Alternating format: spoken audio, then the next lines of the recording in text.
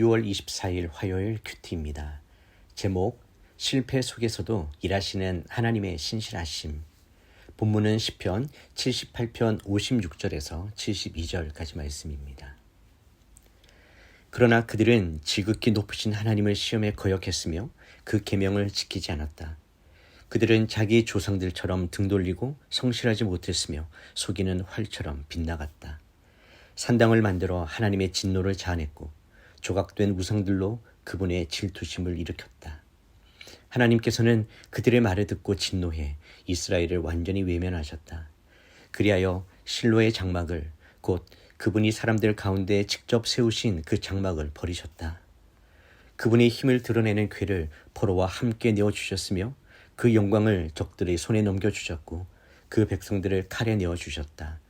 그분의 백성들에게 몹시 화가 나신 것이다. 청년들은 불탔고 처녀들은 결혼하지 못하며 제사장들은 칼에 맞아 죽었고 그 과부들은 슬퍼하며 울지도 못했다.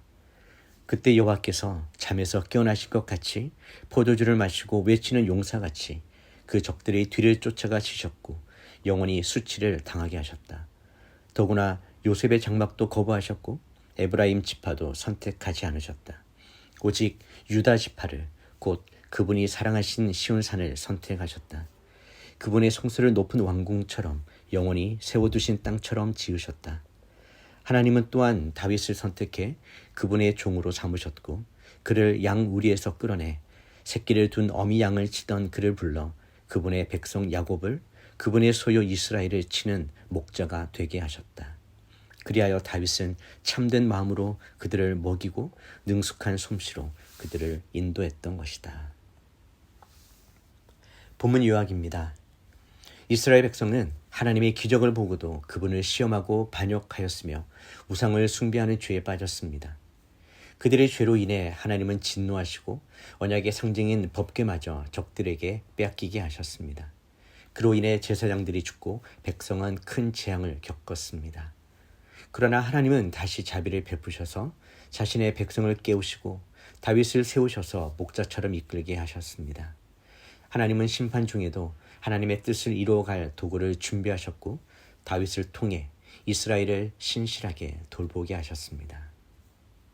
첫 번째 묵상입니다. 하나님을 잊으면 무너지고 우상을 따르면 멀어집니다.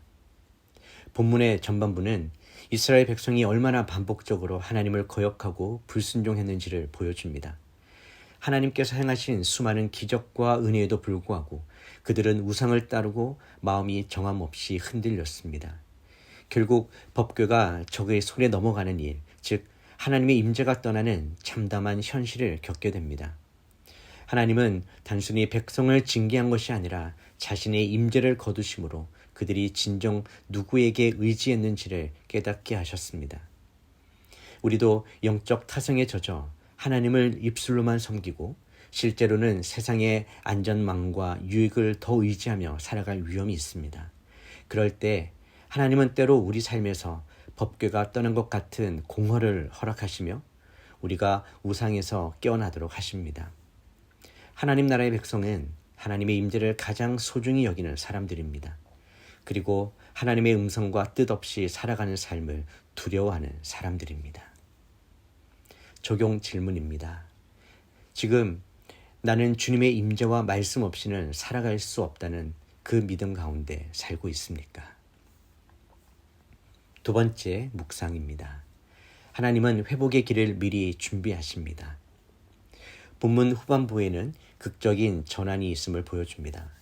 이스라엘이 심판을 겪는 와중에도 하나님은 그들을 영원히 버리지 않으시고 회복의 길을 준비하셨습니다. 하나님은 스스로를 잠에서 깨어난 용사처럼 다시 일어나시고 시온을 택하시며 다윗을 세워 백성을 양떼처럼 인도하게 하시는 분입니다. 이것은 단지 정치적 지도자의 등장을 의미하지 않습니다. 이것은 하나님께서 자신의 백성을 다시 복음 안에서 회복시키시고 하나님 나라의 질서를 회복하신다는 구속사의 그림자입니다. 궁극적으로 다윗의 후손인 예수 그리스도께서 이 예언을 완성하시고 우리 모두를 영원한 목자로서 인도하시는 분이십니다. 우리의 실패와 어리석음에도 불구하고 하나님은 미리 준비하신 구원의 길을 따라 역사하십니다. 하나님의 인도하심은 때로 우리의 계획과는 다를 수 있지만 하나님은 언제나 백성을 포기하지 않고 사랑으로 이끄십니다. 적용 질문입니다. 나는 하나님의 회복 계획 안에서 어떻게 부르심을 받고 있습니까? 삶의 실패와 아픔 가운데서도 하나님의 인도하심을 신뢰하며 기다리고 있는지 돌아봅시다. 기도하겠습니다. 하나님 아버지, 반복된 불순종과 우상 숭배에도 우리를 버리지 않으시고 오히려 회복의 길을 준비해 주셨음을 인하여 감사드립니다. 하나님의 임재 없이 살아가는 것이 얼마나 공허하고 위험한지를 기억하게 해주시고 항상 하나님의 얼굴을 구하며 살게 하여 주시옵소서. 주님, 저의 어리석은 선택 가운데서도 신실하게 역사하시고 주님의 뜻을 이루어 가시는 주님의 인도하심에 감사드립니다. 다윗을 통해 백성을 이끄셨듯이 예수 그리스도를 통해 제 삶을 온전히 인도하여 주시옵소서.